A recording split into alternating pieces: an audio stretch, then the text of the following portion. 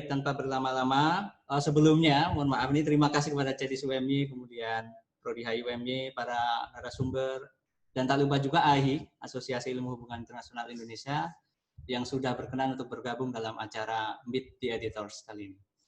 Baik, Bapak Ibu sekalian, pembicara atau narasumber pertama adalah Mas Ari Kusuma Paksi, Editor-in-Chief Jurnal Hubungan Internasional UMY. Kepada Mas Ari Kusuma Paksi, monggo dipersilahkan untuk presentasi atau menyampaikan paparannya sekitar 10-15 menit. Silakan. Ini ruangannya terbatas, gantian Bapak Ibu.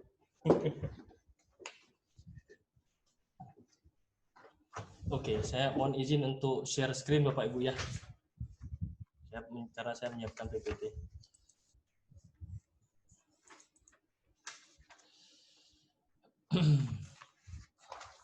Baik, terima kasih kesempatannya. Saya sharing sedikit soal apa yang menjadi kriteria juga bagaimana pengelolaan di Jurnal Hubungan Internasional. Saya pikir nanti penjelasannya akan ya tidak jauh beda dengan Bapak Ibu yang lainnya. Ya kita coba nanti akan saling melengkapi begitu ya. Saya juga nanti perlu belajar banyak dari BINUS ya, dari JAS, dari JIHI, dari UI, ya, dari UNER gitu ya, model pengelolaan jurnal hubungan internasional. Dan nanti juga ya kita harapkan juga masukan. Jadi yang paling penting adalah selain kita cerita apa saja sih yang menjadi kriteria, kita berharap juga ada masukan dari para autor ya, maupun reviewer. Di sini kan ada beberapa reviewer juga ada autor kita juga gitu ya. Kita berharap karena di Indonesia itu jurnal HI itu kan belum ada yang terindeks Scopus gitu ya. Dan kita berharap satu saat nanti ada salah satu mungkin semua dari kita bisa gitu loh mencapai itu, dan memang itu butuh kerja keras ya yang ya memakan waktu ya.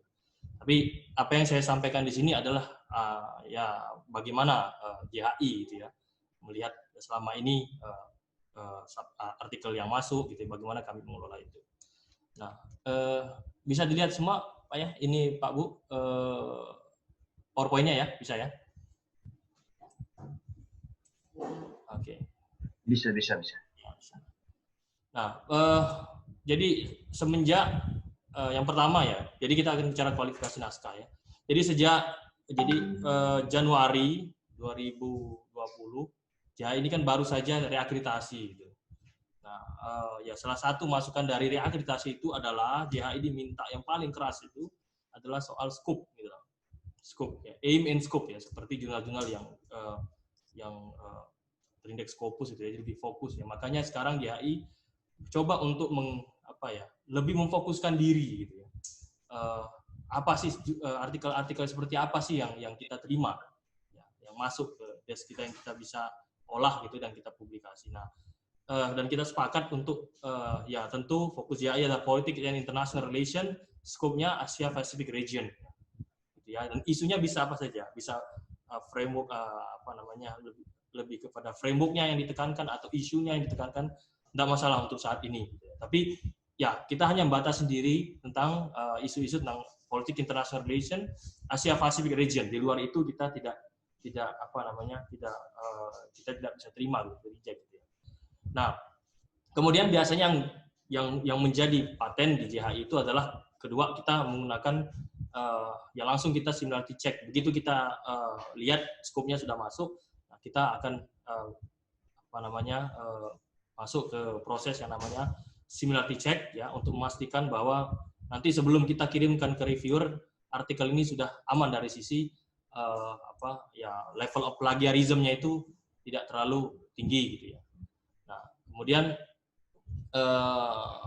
setelah itu baru kita cek ya bagaimana novelty dan signifikansi ya.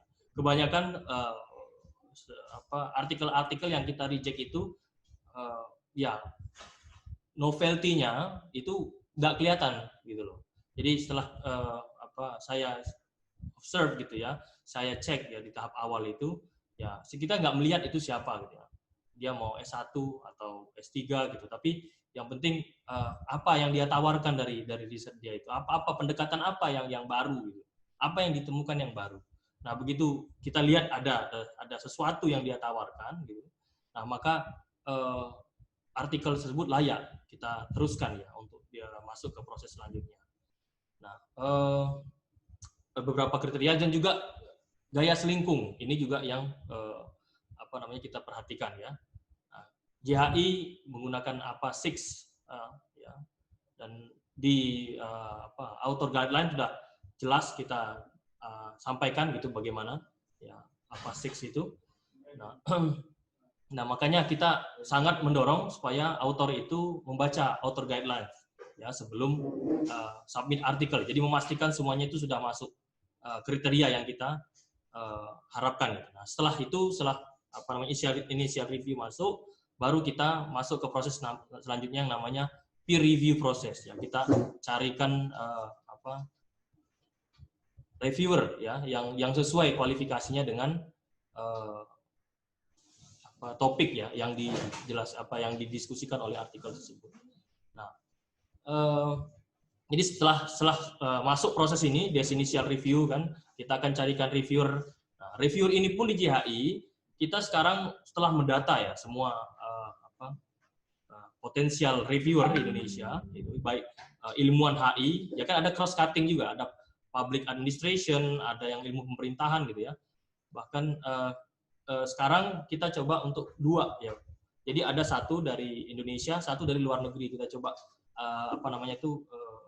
sandingkan ini gitu. Kita lihat bagaimana jadi kita mulai awal tahun ini kita coba ya cari 2 reviewer ini. Jika dimungkinkan ya, 1 luar 1 dalam untuk memastikan bahwa kontribusi dari artikel ini benar-benar ada gitu. Nah, kemudian nanti ada feedback ya. Terus ada auto response. Nah, sekarang JHI itu kita list ya masing-masing masukan poin per poin dari masing-masing reviewer itu. Nah, kemudian kita meminta, jadi bukan sekedar si author ini nyampe cuma sekedar edit. Jadi kita biasanya minta kan ada namanya track changes gitu. Tapi bukan hanya track changes gitu. Kita minta penulis itu menceritakan. Jadi kan kuncinya artikel itu adalah komunikasi. Kenapa? Setuju kah? Tidak setuju kah? Atau apa? Apa ini ada additional information yang dia mau tekankan di situ? Dan kita coba tekankan kepada author gitu loh, supaya bisa berkomunikasi gitu loh.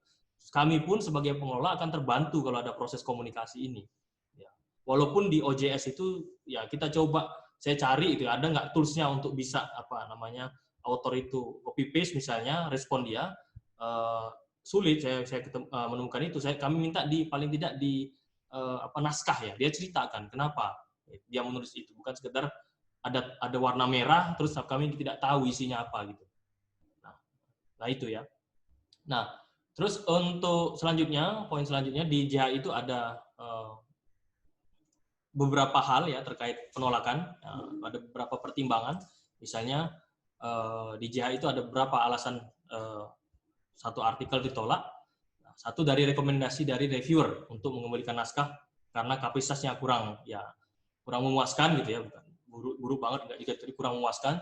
Tidak adanya respon dari author. Nah ini kadang-kadang kita itu juga ya serba salah gitu ya. Kita sudah serius ini bagus gitu, kita kembalikan ke author, terus author itu nggak kembali lagi, ada bertahun-tahun gitu.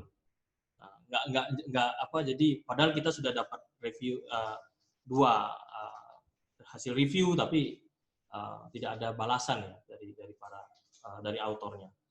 Terus ada artikel terindikasi plagiat ya, kita double check ya itu. Nah, terakhir kemarin itu sempat ada 1 artikel dia ngirimnya berapa kali gitu. Nah, ternyata waktu untung sebelum kita publikasi kita cek lagi. Nah, ternyata di artikel tersebut udah dipublish di jurnal lain gitu loh. Untungnya di last minute kita cek lagi memastikan ya, karena implikasinya banyak nih terutama ke jurnal gitu ya. Nah, maka kita selalu cek terus ya, walaupun itu poin nomor 3, nomor 4 itu saling berkaitan. Jadi indikasi plagiat itu bukan hanya dia double submission tapi dia juga bisa ya self plagiarism gitu ya copy paste dari karya dia yang terdahulu gitu. Nah, jadi supaya jurnal juga terjaga gitu ya. Nah, jadi selain itu, tadi kan penolakan, kalau kita menerima naskah juga didasarkan pada pertimbangan berikut, terutama rekomendasi dari reviewer, ya rekomendasi ya, walaupun yang namanya editor in chief ya, editor ya dia punya kekuasaan ya, dalam menilai artikel itu gitu ya, berdasarkan, jadi reviewer cuma memberi masukan gitu. Kemampuan dan ketepatan autor ya dalam merevisi artikel. Jadi saya bilang tadi bagaimana komunikasi, kenapa poin itu gitu loh. Apa counter argumennya, itu yang kita mau lihat. Autor yang kooperatif selama berlangsungnya peer review proses biar nggak lama tadi itu ya, seperti saya ceritakan lama sekali. Dan autor telah melengkapi pengumpulan persyaratan administrasi penting seperti CTA form. Nah, ini juga untuk menjaga supaya apa namanya itu ada copyright transfer agreement, karena di reakreditasi itu sangat ditanya ini ada nggak apa namanya proses di mana si author itu menandatangani ini gitu. Nah, beberapa artikel yang masuk ke JHI, ada artikel yang masuk ke JHI itu ya pas dia ya biasa kita lakukan ini di awal itu. Ada jurnal yang di akhir, kita di awal. Begitu dia submit, kita anggap nih sudah masuk dalam scope dan layak gitu diterbitkan, layak untuk masuk ke proses selanjutnya, review proses. Kita langsung minta mereka untuk menandatangani copyright transfer agreement. Biasanya ini untuk memastikan bahwa si author itu fokus ya, dia karena dia sudah submit di JHI, maka dia harus menjaga supaya tidak submit artikel itu kemana-mana gitu ya. Nah, kemudian setelah itu, setelah oke, kita sudah ada proses ada revisi gitu ya. Nah, sudah oke, sudah siap dipublikasikan. Nah, baru kita nanti akan menyampaikan ada yang namanya article processing charge gitu ya. Jadi hanya akan kita sampaikan ke penulis begitu artikel itu siap dipublikasikan. Nah, beberapa penulis itu biasanya ada dua tipe penulis. Baru dia submit, dia minta LOA. Ya, biasanya kalau kita nggak bisa menerbitkan LOA ya, letter of acceptance, kalau baru disubmit dan belum melalui proses initial review ya. Nah, kalau baru submit ya dan baru masuk dalam awal-awal proses initial review, biasanya kita menerbitkan letter of statement gitu loh. Kita nggak bisa menerbitkan LOA. LOA hanya akan diberikan kalau memang dipastikan bahwa artikel ini sudah melalui proses review ya, jadi sudah dikirim ke reviewer, dari review dan siap untuk dipublikasi gitu ya. Tapi kalau belum jelas, kita biasanya letter of statement dan menerangkan bahwa artikel ini masih dalam proses, harus melalui proses dan memang sudah disubmit ke JHI gitu ya. Nah, terus ya sama dengan jurnal lain, ada copy editing, proofreading gitu. Jadi di JHI itu semuanya bahasa Inggris, dan ya meskipun bahasa Inggris kita tetap menerima bahasa Indonesia. Nanti kita jadi di UMY ini difasilitasi untuk proses translate-nya. Kita akan fasilitasi itu gitu. Yang penting dari sisi novelty, signifikansi itu ada gitu dari artikel itu, nanti kita fasilitasi. Tapi semuanya fully in English kalau di JHI. Nah, peer review proses sendiri di JHI memakan waktu ya. Jadi beberapa autor itu tidak sabar gitu. Jadi ya mencari review itu tidak gampang ya, karena saya bilang tadi kita coba untuk carikan yang luar, coba carikan yang dalam. Asal reviewernya bisa punya waktu dan bisa sesuai tepat waktu gitu ya, sesuai dengan tingkat waktu, maka kita bisa cepat mengembalikannya. Jadi semua dua reviewer jadi satu, kita langsung kirim ke penulis gitu. Jadi biar sekalian gitu ya, penulis bisa merespon masukan-masukan ya, kritik-kritik dari para reviewer. Nah, kira-kira itu dari JHI, Bapak Ibu, mudah-mudahan bermanfaat dan tidak kecepatan saya ngomong. Terima kasih, Mas Hasan.